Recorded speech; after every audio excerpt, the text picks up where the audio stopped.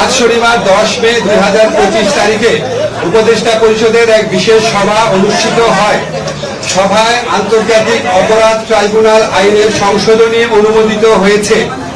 সংশোধনী অনুযায়ী আন্তর্জাতিক অপরাধ ট্রাইব্যুনাল কোন রাজনৈতিক দল, তার অঙ্গ সংগঠন বা সমর্থক গোষ্ঠীকে শাস্তি দিতে পারবে।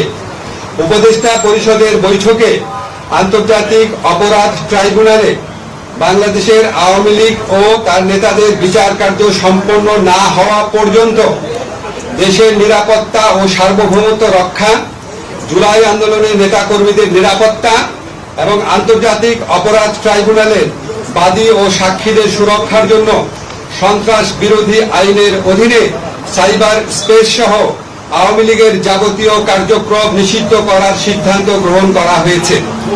এই বিষয়ে প্রয়োজনীয় পরিপত্র পরবর্তী কর্মদিবসে জারি করা হবে।